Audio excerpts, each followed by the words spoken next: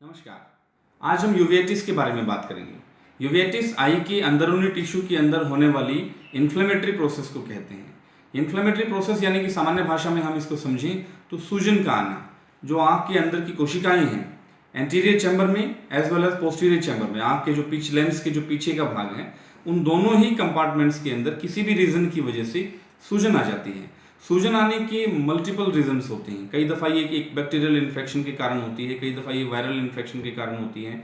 बहुत सारे केसेस में तो हम ये पता ही नहीं लगा पाते कि ये किस वजह से हो रहा है, और बहुत सारे केसेस में ये ऑटो इम्यून रिएक्शंस की वजह से भी होती है। मल्टीपल जो दूसरे डिजीज़ हैं उनकी कोरिलेशन की वजह से भी होती है, जैसे आर्थराइटिस के साथ में यूवेटिस को देखा जाता है। और भी जो ऑटो इम्यून लेवल के जितने भी डिजीज़ हैं, ऑटो इम्यून यानी कि अपना ही शरीर अपने ही शरीर को अपना नहीं समझ रहा, इट अटैक्स इट्स ओन।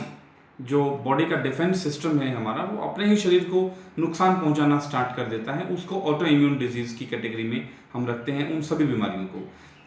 इनमें से किसी भी रीज़न की वजह से जो आँख के अंदर टिश्यू के अंदर इन्फ्लामेशन आती है, जो स्वेलिंग आती है, सूजन आती है, उसकी वजह से आँख में दर्द होता है, रेडनेस आ जाती है, पानी गिरता है लगातार, धूप सहन नहीं होती और धुंधलापन आना भी स्टार्ट हो जाता है।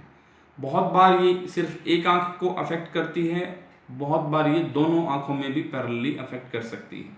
मॉडर्न साइंस के अंदर इसका जो ट्रीटमेंट है वो इमीडिएट रिलीफ देता है, स्टेरॉइड्स का उसमें इस्तेमाल कराया जाता है।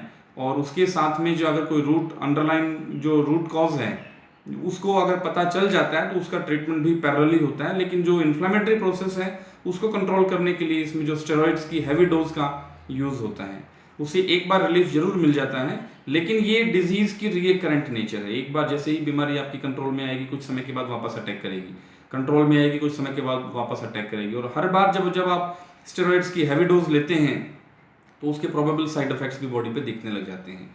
आइज के अंदर इटसेल्फ कैटरेक्ट डेवलप हो सकता है, ग्लोकोमा डेवलप हो सकता है, या बॉडी के अंदर ओबेसिटी, आप फ्लूइड रिटेंशन जब स्टार्ट होगी, पानी भर जाएगा शरीर में, आपका वजन बढ़ना स्टार्ट हो जाएगा पेशेंट का, जब हैवी डोज ऑफ स्टेरॉइड्स लिया जाता है तो।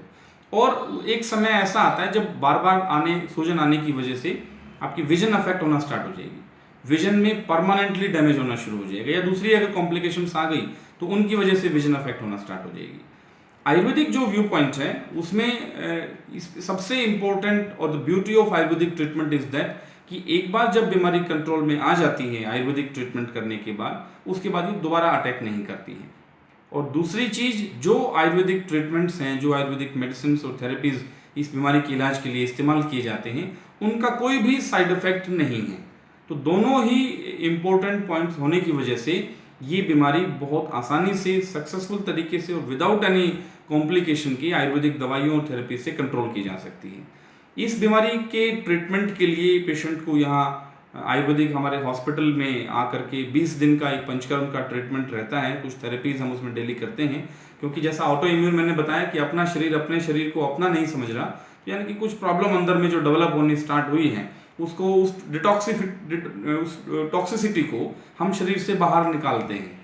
उस शरीर से बाहर निकालने की प्रक्रिया को डिटॉक्सिफिकेशन नाम दिया गया, जिसको सामान्य भाषा में आम आदमी पंचकर्म के नाम से आज जानता है। पंचकर्म में मेन तो 5 प्रक्रियाएं हैं, लेकिन उसके आगे और पीछे भी और बहुत सारे pre operative and post operative procedures हैं। उन सबको एक मिला करके एक प्रोटोकॉल पेशेंट की कंडीशन के हिसाब से डिसाइड किया जाता है। उसको करने से जो टॉक्सिसिटी बॉडी में इकट्ठी हुई है वो बॉडी से बाहर निकल जाएगी। सबसे पहली चीज, जो इन्फ्लामेशन सूजन आई है उसमें राहत मिलेगी। दूसरी चीज, तीसरी चीज, बार बार अटैक आने के कारण अगर रेटिना में या उनके नर्व्स में वीकनेस आ चुकी है और विजन में डैमेज हुआ है तो कुछ हद तक सपोर्ट उसमें भी दी जा सकती है, जिससे पेशेंट का विजन भी इंक्रीज होता है।